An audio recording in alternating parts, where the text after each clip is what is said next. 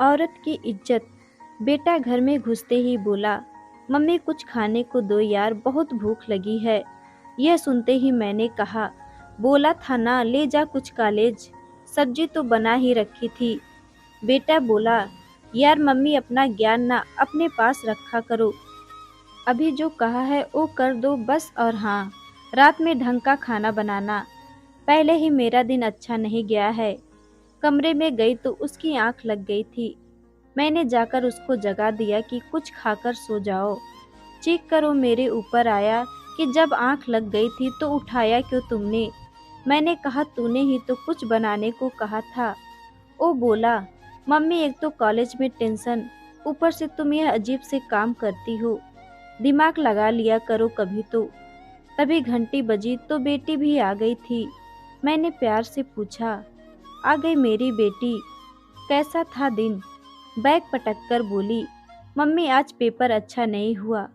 मैंने कहा कोई बात नहीं, अगली बार कर लेना।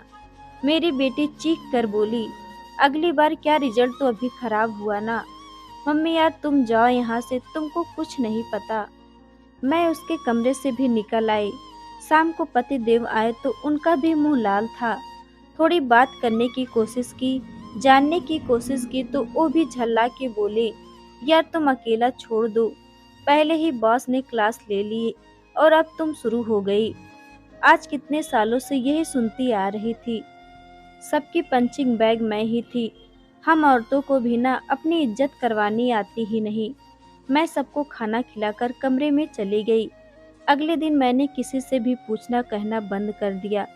जो जैसा कहता करके दे देती। पति आते तो चाय देती और अपने कमरे में चली जाती। पूछना ही बंद कर दिया कि दिन कैसा था।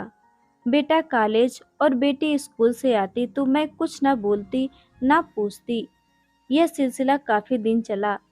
संडे वाले दिन तीनों मेरे पास आए और बोले, तबीयत ठीक है ना, क्या हुआ इतने दिनों से चुप हो। बच्चे भी हैरान थे। थोड़ी देर चुप रहने के बाद मैं बोली, मैं तुम लोगों की पंचिंग बैग हूँ क्या, जो आता है अपना गुस्सा या अपना चिड़चिड़ापन मुझ पे निकाल देता है। मैं भी इंतजार करती हूँ तुम लोगों का पूरा दिन काम करके कि अब मेरे बच्चे आएंगे, पति आएंगे जो बोल बोलेंगे प्यार के, और तुम लोग आते ही मुझ पर पंच करना शुरू कर देते हो। अगर तुम लोगों का दिन अच्छा नहीं गया तो क्या वो मेरी गलती है। हर बार मुझे झिड़कना सही है। कभी तुमने पूछा कि मुझे दिन भर में कोई तकलीफ तो नहीं हुई। तीनों चुप थे।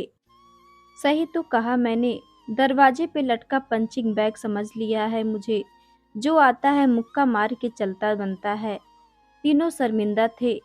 हर माँ हर बीबी अपने बच्चे और पति के घर लौटने का इंतजार करती है। उनसे पूछती है कि दिन भर में सब ठीक था या नहीं। लेकिन कभी कभी हम उनको ग्रांटेड ले लेते हैं। हर चीज का गुस्सा उन पर निकालते हैं। कभी कभी तो यह ठीक है, लेकिन अगर ये आपके घर वालों की आदत बन जाए तो आप आज से ही सबका पंचिंग बैग बनाना बंद कर दें।